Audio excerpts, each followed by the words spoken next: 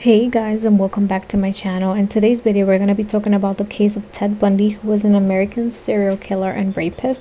So let's just go ahead and get into this case. In 1969, Ted met the love of his life at a bar in Seattle. He was such a gentleman, charismatic, drove her home, even found out she had a daughter because he met the sitter outside her home as he was dropping her off. He even had the detail of making her feel comfortable about her being a mom, how it was okay, and show her that he didn't even want to have sex. He just wanted to cuddle her because he knew he was tired from being in the bar. He was so intrigued by her, he made her breakfast, and that's basically how they started their relationship, in which she described him as being a sweet and a gentleman who was very kind to her and her daughter, and they had such a normal relationship at the beginning. So in 1974, there were many girls and women who were being attacked and murdered. Girls were disappearing from the streets, the parks, everywhere, and so that's when the Kent County Police Department started their investigation. A year later in Utah, Ted Bundy was actually pulled over because he was speeding up and ran 2 stoplights. He started telling Liz, which was still his girlfriend at the time, that it was all a mistake, that they had the wrong guy. He was not aware of what was happening. He felt as if he was being followed by the police, and on top of it, he claims that somebody was actually following his every move. A year after, Ted was actually in trial for a witness who got to escape. But it was very weird because she said that basically it was the police who told her what she was supposed to say. So, in other words, she couldn't identify Ted or his car. In the meantime, Ted was trying to live a normal life, or pretend to. He was so into law, living with his girlfriend, basically helping her raise her daughter. They even were thinking of getting a dog. But of course, Ted was found guilty despite the evidence for kidnapping, and so he goes to prison. While he was in prison, he kept in constant communication with Liz. He told her he wanted her to come see him, and that he actually thought the case was going to be overturned, and that he was already working on his appeal. Liz was getting phone calls from Colorado PD asking her questions about Ted. Homicide detectives at that point were looking for similarities in their open cases, and that is when his attorney tells him not to speak to anyone while in prison. But Ted actually tried to be a smart ass and tell a detective that he's basically never been to Colorado, knowing that he has been there multiple times and even took his girlfriend Liz a time or two. And basically his attorney just goes and tells him, I told you he wasn't supposed to talk to anybody. Either way, I have to give up on you because I'm not even licensed in Colorado. So when Ted was moved to Colorado, it was very stressful for his family and Liz. And that's when she kind of started to lose hope in their relationship and Ted. And at some point, she was drinking almost every day. In the meantime, Ted got some benefits. He was actually able to use the phone unlimited times. He was able to have his own desk. Ted was found guilty in Colorado, and they were even considering the death penalty at that point. In that moment, his relationship started to fail even more. Liz didn't want to take any more flights to come to trial. She wasn't even picking up her phone. I mean, think of it. He was standing trial for the murder in Colorado, convicted in Utah for kidnapping, and he still had hopes and kept his story about how he was not guilty. Who in her shoes will still fully trust him?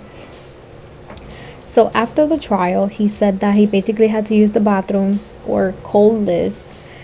And because he already knew the office and the land, he managed to escape. He was actually captured again after 6 days of freedom. So when he goes back to prison, he actually finds a surprise that Liz actually went to visit him not for the right reasons. Basically, she told him that she couldn't handle it anymore and it was becoming a lot. At that point, Ted was already FBI 10 most wanted list. He had managed to escape again. Liz started to become closer to one of her co-workers who was a very genuine guy who started to care for her. And they basically started a friendship, but not fully because, of course, she was still in love with Ted.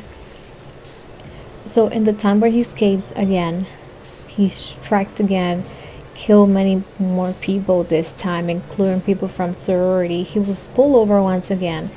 He proceeds to punch the officers and try to run and get away again, but he gets in custody, claiming that it was because he made a deal with the police. So once Ted was in Florida, authorities were really there to play no games with him. They conducted his indictment with press for the first time, in which he was charged with 2 counts of murder in the first degree and 3 attempted murders. Ted actually got a visit from a friend who was willing to move to Florida just to be closer to him, saying that it would be good for him if he maybe had a familiar face around. Her name was Caroline, and since her first visit, she became very involved in this case and in the decisions that were being taken about Ted. But let's be honest, Ted was a very smart man who, even after all the charges, he never changed his story. Even after lawyers advised him to please plead guilty so he wouldn't get the death penalty, he insisted that he was not guilty and stuck to his story the whole time. At that time, Ted already had a gag order and was highly convinced that even his own lawyers were against him. So Caroline decided she wants his side of the story to be heard and tells him that she's not afraid to make it happen for him. Ted's case became very, very popular, and a lot of young women were completely obsessed with him, saying that they loved him, that he's hot, that he doesn't really seem like the type to kill someone, and social media was all over this case as well. During trial, Ted Bundy confessed that he was actually advised by his own lawyer to plead guilty so he doesn't get a death penalty, and says that he basically was going to defend himself from that point on. The whole time Ted was on trial, he was literally calling Liz every day and night, leaving messages saying that he loves her. He even got to speak with her friend at the time and ask him to please remind her that he loves her. But it was around the time when he started having sex with Caroline, and later on she realized that maybe he did not love her like he said he did. And she started acting out, and that's when he suggested that she was all that mattered at the time, that he had been left alone by Liz, and that he wanted it all with her. And so he brings up Caroline to the stand and asks her to marry him. After knowing that Ted asked Caroline to marry him, Liz felt very, very guilty, and she felt like it was all her fault and he could possibly die because of her, because she was actually the person that gave his name to the police. Before the verdict, Caroline tells Ted that he's actually pregnant. And soon after that, he is found guilty of all murders in first degree and all attempted murders as well. So after that, it was just to decide whether he was going to receive the death penalty or not. But the judge decides that because of the extent of his crime, he indeed deserved the death penalty. Before he's executed, he sends Liz another letter saying that that was going to be the last letter to her, and if anyone deserves to know the truth, it was her. And so she goes to visit him. And of course, she demands to hear the truth from him because they started a relationship with lies. And she confessed that she was actually the person that called the police and gave her his name. And of course, he says no to every question, saying that he didn't kill anyone, denying everything.